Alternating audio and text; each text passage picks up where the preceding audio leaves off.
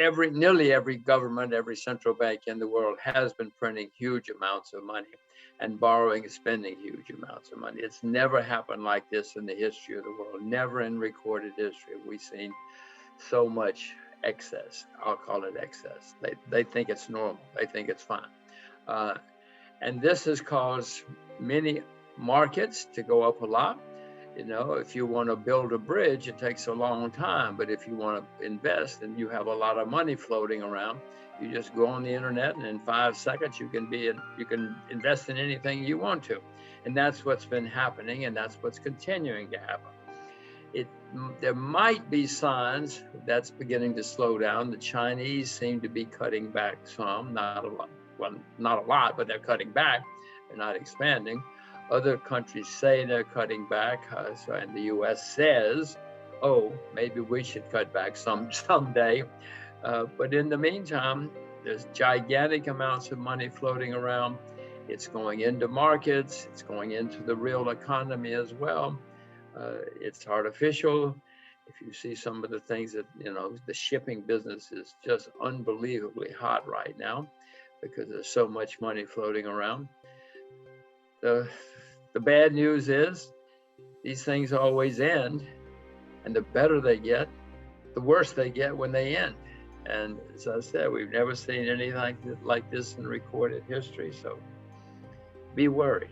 I'm not short. I haven't sold short anything, but I am certainly worried. As I look around the world, bonds are clearly in a bubble. Bonds have never been this expensive in the history of the world, not in recorded history anyway.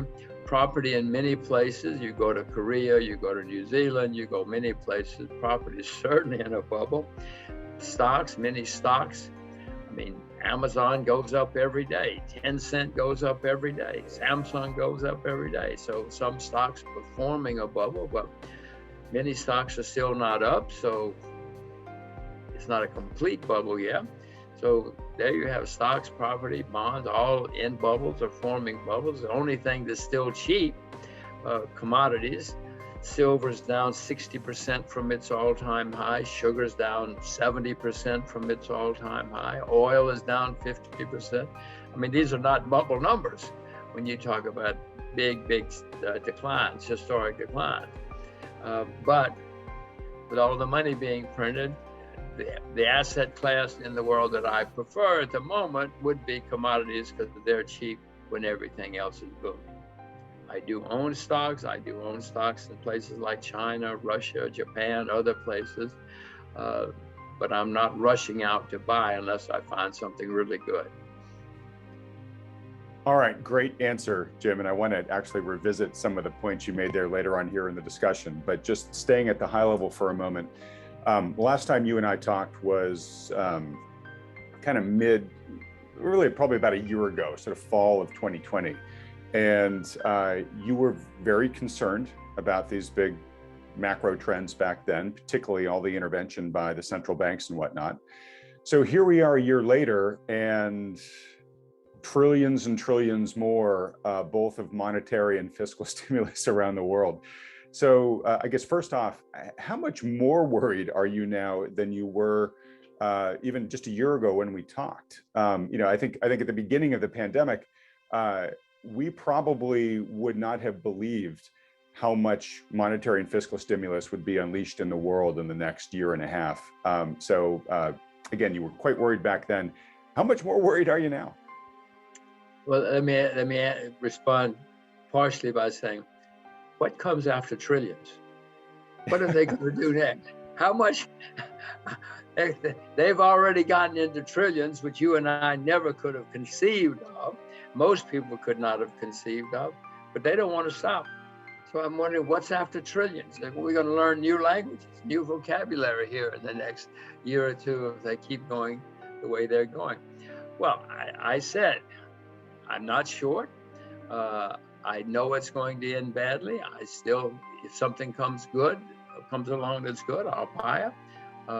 But Adam, I know this is going to end very, very, very badly. To repeat, the better it gets, the worse it's going to get when it comes to an end. I would suspect that when it ends, we're going to have the worst bear market in my lifetime. In 2008, we had a big bear market problem because of too much debt. Adam, since 2008, the debt everywhere skyrocketed, unbelievable. Even China has debt now. China didn't have debt 20 years ago, 15 years ago, but even China has a lot of debt now. Who's going to save us? The Chinese saved us in 2009 because they had a lot of money saved for a rainy day and they started spending it. They don't have a lot of money to spend now. Who's going to save us? North Korea?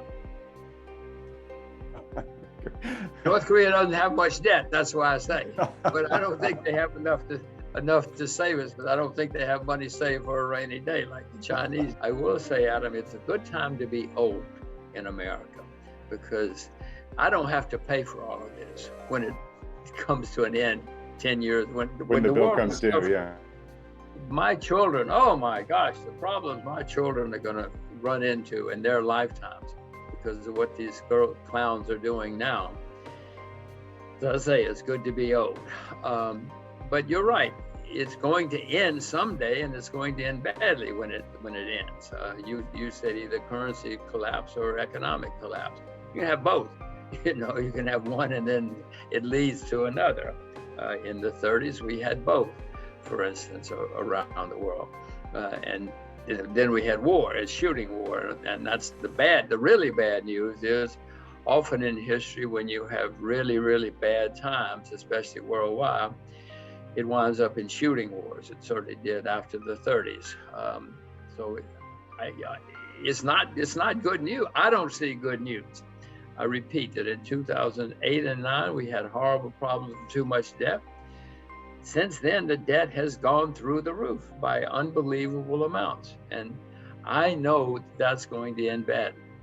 I don't want to scare people or anything else. I own shares. I'm not short anything as we sit here right now. And if you know something for me to sell short, I doubt if I would, because I know how much money they can print. But I do know it's going to come to an end, and all of us should probably watch Wealthion to get prepared or to get worried. If we know what's going on, we'll get worried. And if we get worried, we'll probably get prepared, and then we might survive. Some people came out of the 30s very rich. Most didn't. Most lost huge amounts of money. But I hope that I survive. I hope you survive, and I hope all of your viewers survive. But are there any potential indicators that you're watching that will give you a sense of when it's time to start battening down the hatches and at least get less long, if not go short? These things always start where we're not looking. In 2007, Iceland went bankrupt. People said, "What? Who's Iceland?" If they noticed. Nobody cared. And a few months later, Ireland went bankrupt. Some noticed. A few months later, Bear Stearns went bankrupt. Now we're starting to notice. And then BlackRock went bankrupt, in the big bank in England. And then eventually, Lehman Brothers went. But then it's on the evening news. Then everybody knows. So my point is, these things snowball, and they start where we're not looking, and it may have already started for all I know. I've seen some small places having problems. But as I say, I'm not selling short yet because I know how much money these guys can print. And what I would suspect is going to happen, Adam, is somewhere along the line, next month, October, it's a good month. October, stocks go down in lots of places. Well, then they're going to really panic because they want to keep their jobs. And so they're going to print even more money. And so we'll have a rally. But I would suspect that would be the last rally because there's only so much. I mean, eventually the market says, wait a minute, guys. We've seen this movie before. We know how it ends. We don't care how much money you print. So that in that kind of scenario, we go down in October, and this is not a projection, but it's not a prediction. This is just a scenario. Go down in October, they print a lot, have the big year-end rally, and then 2022 is a serious problem.